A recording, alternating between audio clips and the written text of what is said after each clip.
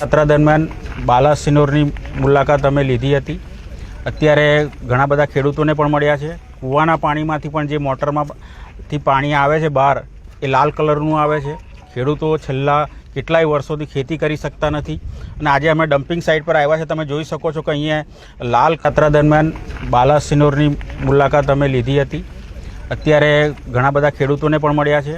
કૂવાના પાણીમાંથી પણ જે મોટરમાંથી પાણી આવે છે બહાર એ લાલ કલરનું આવે છે। રસ્તામાં જોઈએ છે કે આ ડમ્પિંગ સાઇટ છે। આખા ગુજરાતમાંથી જે હેઝાર્ડસ વેસ્ટ છે એટલે કે હાનિકારક જે કચરો છે જે લોકોના જીવને નુકસાનકારક છે, જમીનને નુકસાનકારક છે, હવાને નુકસાનકારક છે, પાણીને પ્રદૂષિત કરે છે, આ હેઝાર્ડસ વેસ્ટની આ ડમ્પિંગ સાઇટ છે। છેલ્લા કેટલાય વર્ષોથી જ્યારથી એનું નોટિફિકેશન બહાર પડ્યું ત્યારથી આ વિસ્તારના લોકો એનો વિરોધ કરે। નમસ્કાર દર્શક મિત્રો, આપ જોઈ રહ્યા છો ઓસ્કાર ન્યૂઝ અને હું છું બાબુસિંહ સોલંકી। મહત્વની વાત કરવામાં આવે તો જન આક્રોશ યાત્રા પહોંચી છે લાલ પાણી વિસ્તાર એવા બાલાસિનોરના જમિયતપુરા અને બીડના મોળા વિસ્તાર તથા બળિયાદેવ જેવા વિસ્તાર ક્વારી વિસ્તારમાં પહોંચી છે। ત્યારે રાજકીય ગરમાવો જોવા મળી રહ્યો છે। લોકોના સ્વાસ્થ્ય સાથે અને ખેતીને જોખમમાં મૂકતી આ સાઇટને લઈને કોંગ્રેસ પણ ગંભીર આક્ષેપ કરી રહ્યા છે અને જન આક્રોશ વધુ જોવા મળી રહ્યો છે।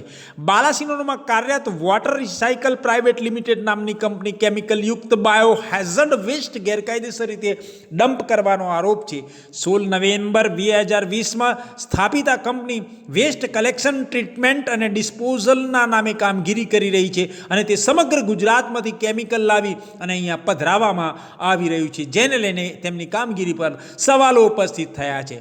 સ્થાનિક લોકોનો પણ આક્ષેપ છે કે જમીનમાં છોડવાઓ આવે છે એટલું જ નહીં, રિવર્સ બોરવેલ્સનો ઉપયોગ કરીને આ ઝેરી પાણી ભૂગર્ભમાં પણ ઉતારવામાં આવી રહ્યું છે, જેના કારણે આસપાસના 20 કિલોમીટરના વિસ્તારમાં બોરવેલ તથા કૂવાના પાણી દૂષિત બની ગયા છે અને લાલ પાણી બની ગયા છે કે લાલ પાણીવાળો વિસ્તાર જોવા મળી રહ્યો છે। ત્યારે આ મુદ્દે હવે રાજકારણ પર ગરમાયું છે। ગુજરાત પ્રદેશ કોંગ્રેસ પ્રમુખ અમિત ચાવડા અને કોંગ્રેસના નેતા તુષાર ચૌધરીએ સાઇટ પર જઈને જાત નિરીક્ષણ અને પરિસ્થિતિનું નિરીક્ષણ કરતા આ મુદ્દો ફરી ચર્ચાને ચકડોળે ચડ્યો છે। કોંગ્રેસનો આરોપ છે કે સાઇટ પર ખુલ્લેઆમ કેમિકલ યુક્ત પાણી વહેતું જોવા મળ્યું છે।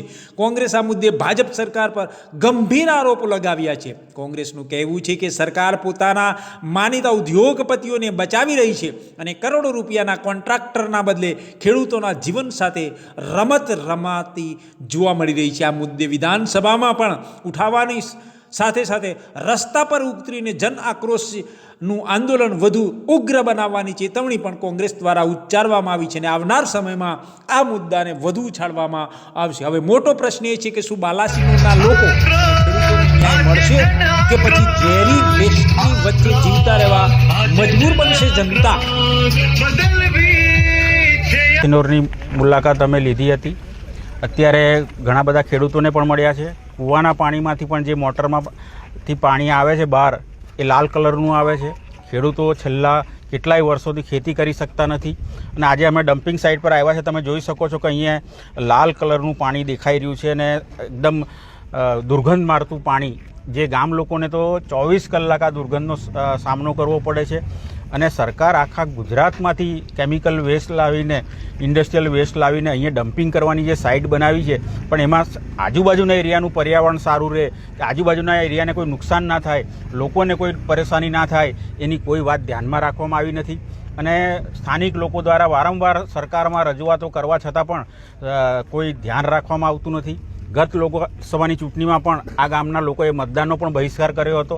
મતદાનનો બહિષ્કાર કર્યો ત્યારે લગભગ 1.5 મહિના માટે આ સાઇટ બંધ કરી દીધી હતી, પણ જેવી ચૂંટણી પછી પરિણામ આવી ગયા, એ લોકોની સરકાર બની ગઈ એટલે ફરી પાછી આ સાઇટ ચાલુ કરી દેવામાં આવી છે। અમે લોકોએ ગામ લોકોને કીધું છે કે તમારી જે પણ કોઈ રજૂઆત હોય લેખિતમાં આપજો। લેખિતમાં આપશે તો અમે આવનારી વિધાનસભા સત્ર આવવાનું છે ફેબ્રુઆરી મહિનાથી, તો વિધાનસભામાં બી આ પ્રશ્ન પૂછીશું, એને ઉજાગર કરીશું અને સરકાર સુધી પણ વાત પહોંચાડીશું, પણ આ વિસ્તારના લોકોને ન્યાય મળે, ખેડૂતોને ન્યાય મળે એવા અમારા પૂરા પ્રયત્ન રહેશે। જિલ્લામાં બાલાસિનોર વિસ્તારમાંથી ભ્રમણ કરી રહી છે। જે રીતે રસ્તામાં જોઈએ છે કે આ ડમ્પિંગ સાઇટ છે। આખા ગુજરાતમાંથી જે હેઝાર્ડસ વેસ્ટ છે એટલે કે હાનિકારક જે કચરો છે જે લોકોના જીવને નુકસાનકારક છે, જમીનને નુકસાનકારક છે, હવાને નુકસાનકારક છે, પાણીને પ્રદૂષિત કરે છે, આ હેઝાર્ડસ વેસ્ટની આ ડમ્પિંગ સાઇટ છે.